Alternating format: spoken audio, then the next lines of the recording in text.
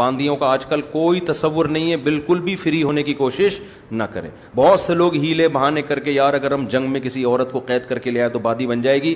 اب نہیں بن سکتی, کیونکہ باندی بنانے کے لیے میں نے اس پہ بڑی تحقیقی ایک مقالہ لکھا تھا, عربی میں ہے وہ, اردو میں نہیں ہے. تو وہ عربی میں ہم نے 2006 میں نا یہ بڑی بحث چلی تھی باندیاں آج کے دور میں جائز ہیں یا نہیں بنانا. 2005 یا 4 میں ایک مقالہ میں نے جامع رشید میں پڑھا ہوا ہوگا وہ. تو اس میں فقہائے کرام نے یہ بات لکھی ہے کہ یہ تملک بالقہر, یعنی قہر سے, غلبے سے آپ جو مالک بنتے ہیں, اس میں بہت ساری شرطیں ہیں.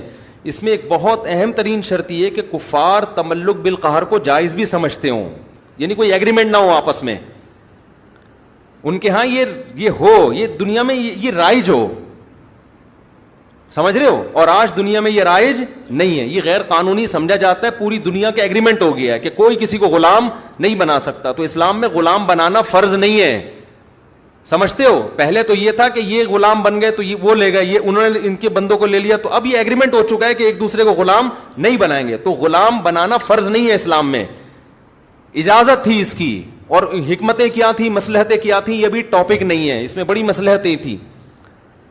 اب اگر یہ چیز پوری دنیا میں ایک لا بن چکا ہے, تمام ملکوں نے اس کو تسلیم کر لیا ہے, تو اب یہ اللیگل ہے, اب یہ غیر قانونی ہے. اب اگر کسی نے کیا تو وہ باندی بنے گی نہیں, سمجھتے ہو. اب وہ زنا کہلائے گا. سمجھتے ہو بات کو کہ نہیں سمجھتے ہو. بعض لوگ کہتے ہیں کہ اسلام میں ایک چیز جائز تھی تو کون پابندی لگا سکتے ہیں, اسلام میں فرض واجب نہیں تھی.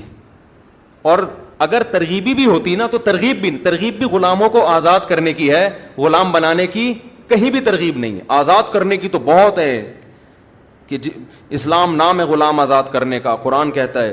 اور قسم کے کفارے میں غلام کو آزاد کروایا جا رہا ہے.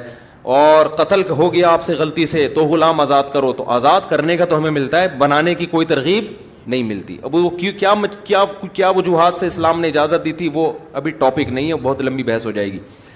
تو اب یہ ممکن نہیں, اب آپ کے پاس بیوی کے علاوہ کوئی اور آپشن نہیں ہے. مرکز دین و ایمان, مرکز دین و ایمان, مرکز دین و ایمان, مرکز دین و ایمان.